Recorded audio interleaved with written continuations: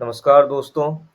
तो विंबलडन 2024 अंततः खत्म हो चुका है और अल्कराज ने एक बार फिर इस खिताब को जीत लिया है और एक बार फिर उन्होंने जोकोविच को हराकर इस खिताब को जीता है, जो कि अपने आप में एक बहुत बड़ी उपलब्धि है। और आज का जो उनका प्रदर्शन रहा वो बहुत ही अच्छा रहा। इस वीडियो में हम चर्चा करेंगे उनके प्रदर्शन को लेकर, जोकोविच के प्रदर्शन को लेकर, जो मैच के स्टैटिस्टिक्स हैं, जो आंकड़े हैं, उस पर भी चर्चा करेंगे और इस जीत से आगे आने वाले मैचेस पर क्या फ़र्क पड़ेगा, चाहे वो जोकोविच हो, चाहे अल्कराज हो, इस पर भी हम चर्चा करेंगे। तो सबसे पहले हम स्टैटिस्टिक्स एक बार देख लेते हैं। अगर आंकड़ों को देखा जाए तो सबसे बड़ी चीज़ जो मुझे दिखती है वो यह है कि जो फर्स्ट सर्व है जोकोविच की, वो उतनी प्रभावी नहीं रही। आप देख सकते हैं कि फर्स्ट सर्व उन्होंने 70% जो है डाली, लेकिन उसके बाद भी वो पॉइंट्स जो है सिर्फ 66% ही जीत पाए। इसका मतलब यह है कि उनकी फर्स्ट सर्व जो है वो उतनी प्रभावी नहीं रही और उसका कारण यह है, जैसा कि मैंने पिछले वीडियो में भी बात की थी, कि वो सर्विस हिट करने के बाद जो अगला शॉट है उस पर बहुत कुछ निर्भर करता है और मेरे हिसाब से वह आक्रामक उतना नहीं खेल पाए और या तो नेट पर बहुत जल्दी आ गए अल्कराज के साथ पॉइंट जीतने के लिए। और जैसा कि हमें पता है कि अल्कराज बहुत अच्छा डिफेंड करते हैं, पासिंग शॉट उनके अच्छे हैं, उनकी जो गति है वो इतनी तेज है कि वो कोर्ट के किसी भी हिस्से में तुरंत ही दौड़ के पहुंच जाते हैं। तो जोकोविच को परफेक्ट वॉली मारने की जरूरत थी, जो वह नहीं कर पाए। अब इसके कारण कुछ भी हो सकते हैं, हो सकता है कि वह खुद भी नर्वस हो या उनकी जो अभी जो घुटने का ऑपरेशन हुआ है उस वजह से वो ज़्यादा स्ट्रेस ना ले रहे हों अपने घुटने पर और उनकी प्रैक्टिस की कमी हो उस विषय में। और दूसरी चीज़ यह भी हो सकती है कि वो बहुत जल्दी नेट पर आ रहे हों, इस वजह से उन्हें वॉली मारने का पर्याप्त समय और अच्छा मौका न मिल रहा हो। खैर जो भी हो, पहली सर्व पे उन्होंने कम पॉइंट्स जीते, नॉर्मली जितने वो जीतते आए हैं, और उस वजह से उनकी जो दूसरी सर्व है उस पर भी बहुत दबाव पड़ा। आप देख सकते हैं उन्होंने सिर्फ 40% पॉइंट्स जीते और ज़्यादा रैली नहीं हुई इस मैच में। तो यह एक तरह से, जैसा मैंने सोचा था और हम काफ़ी लोगों ने सोचा था, कि अल्कराज अपने स्लाइस का बहुत उपयोग करेंगे, लंबी लंबी रैलीज होंगी, पर ऐसा कुछ हुआ नहीं। और इसके दो कारण हैं। सबसे पहला कारण तो ये है कि दोनों ही खिलाड़ी बहुत आक्रामक रूप से खेलने की कोशिश कर रहे थे। अल्कराज अगर स्लाइस यूज करते तो उनके लिए फायदेमंद होता, पर उन्हें उसकी जरूरत नहीं पड़ी क्योंकि वह अच्छे खासे विनर मार रहे थे और जोकोविच बहुत एरर भी कर रहे थे।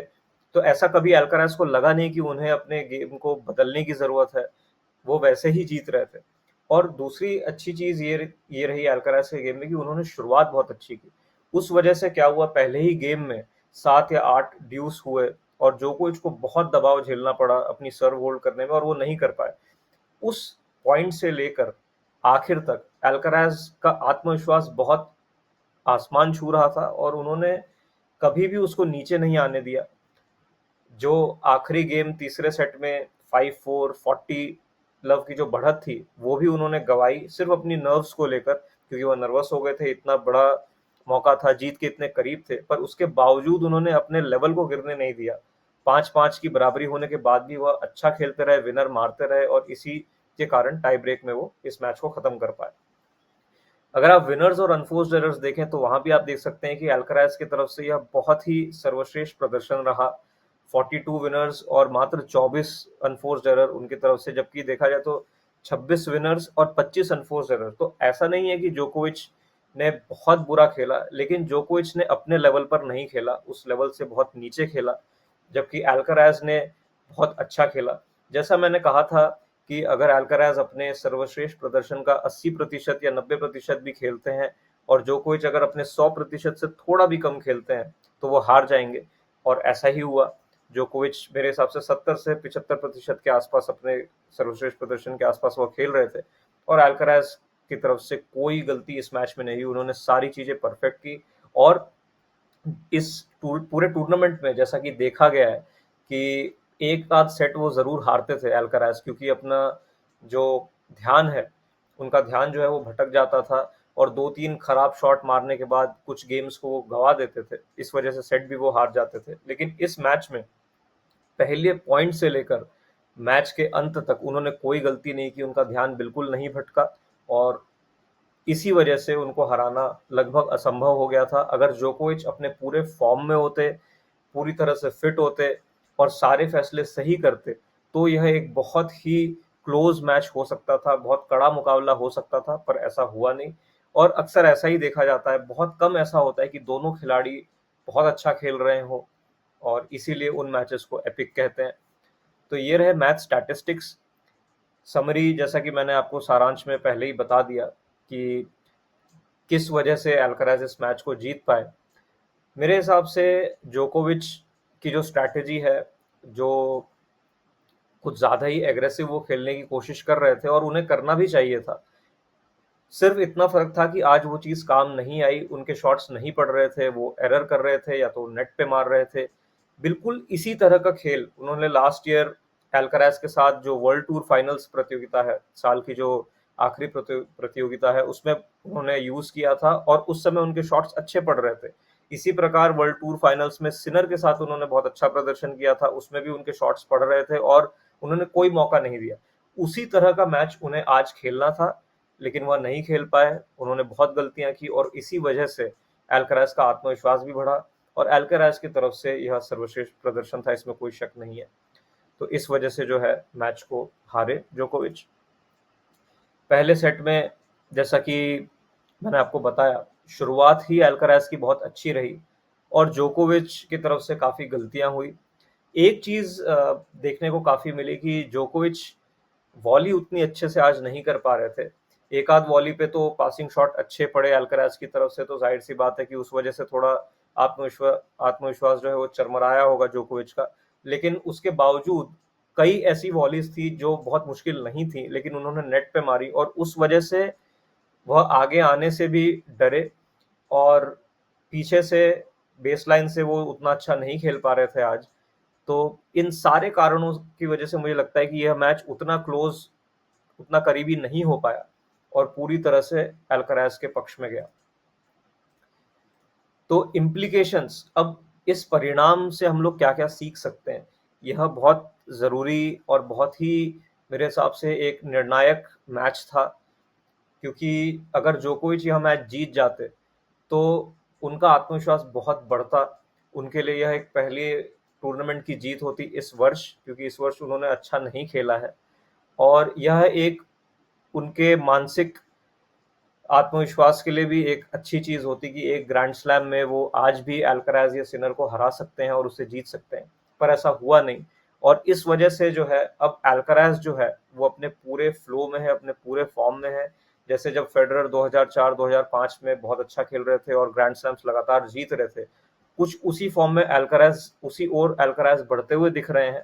अब देखना यह है कि सिनर या कोई और खिलाड़ी या जोकोविच क्या वापसी कर कर अल्कराज को हरा सकते हैं। क्योंकि मेरे हिसाब से और कोई भी खिलाड़ी, चाहे वो मेडवेडेव हो, चाहे वो ज़्वेरेव हो, उनके खेल में कोई ना कोई कमजोरी ऐसी है जिसका फायदा अल्कराज उठा सकते हैं और पूरी तरह अच्छा खेल ना खेलने के बावजूद भी अल्कराज वो मैच जीत सकते हैं।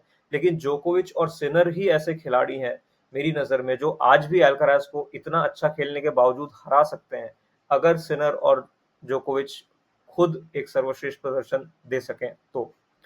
जोकोविच के लिए समय निकलता जा रहा है, वो अभी भी जो है अच्छा खेल रहे हैं, लेकिन उनकी फिटनेस जो है उस पर काफ़ी प्रश्न चिन्ह लगे हुए हैं।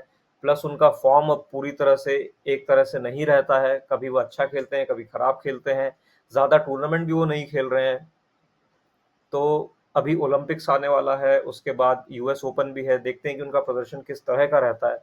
लेकिन मुझे ऐसा लगता है कि 1 या 2 साल और जोकोविच खेल पाएंगे, पर अगर वह इसी तरह से हारते रहे सिनर और अल्कराज से, तो उनके लिए वह आत्मविश्वास जुटा पाना बहुत मुश्किल होगा। हालांकि ऐसा नहीं है कि पहले किसी ने ऐसा नहीं किया है। अगर सिर्फ आत्मविश्वास की हम बात करें तो फेडरर 5 से 6 साल का ऐसा पड़ाव आया था उनके करियर में, 2012 से लेकर 2017 तक, जब उन्होंने कोई ग्रैंड स्लैम नहीं जीता था, फिर भी वह प्रयत्न करते रहे, नडाल और जोकोविच से हारते रहे और अंततः उन्हें मौका मिला और उन्होंने 2017 और 2018 में ग्रैंड स्लैम्स फिर से जीते। हालांकि जोकोविच की उम्र अभी उतनी ही है जितनी फेडरर की 2019 के आसपास थी, जब उन्होंने विंबलडन फाइनल रीच किया था। उसके बाद वो कोई ग्रैंड स्लैम नहीं जीत पाए। पर जोकोविच के पास अभी और 1-2 मौके हैं, क्योंकि उनका खेल इस तरह का है कि अगर वह अच्छा खेल रहे हैं तो उनके खेल में ऐसी कोई कमज़ोरी नहीं है जिस वजह से ऐसा कहा जाए कि वो हमेशा हारेंगे। तो कोशिश उन्हें करनी चाहिए 1-2 साल तक, और हो सकता है कि सिनर और अल्कराज का जो लेवल है वो भी थोड़ा-सा गिरे और जोकोविच को और ग्रैंड स्लैम जीतने का मौका मिलेगा। लेकिन अगर अल्कराज इसी तरह खेलते रहे और लगातार ग्रैंड स्लैम्स जीतते रहे और अगर फिट रहे, तो मुझे लगता है कि वह आराम से 15 से 20 ग्रैंड स्लैम जीत सकते हैं, उससे अधिक भी जीत सकते हैं। अभी कहना बहुत जल्दबाजी होगी, इसलिए मैं उससे बच रहा हूँ, लेकिन ऐसा बिल्कुल लग रहा है कि वह उसी पाथ पर, उसी रास्ते पे निकल चुके हैं। तो कैसा लगा आपको ये वीडियो? कमेंट करके ज़रूर बताइएगा। बहुत-बहुत धन्यवाद।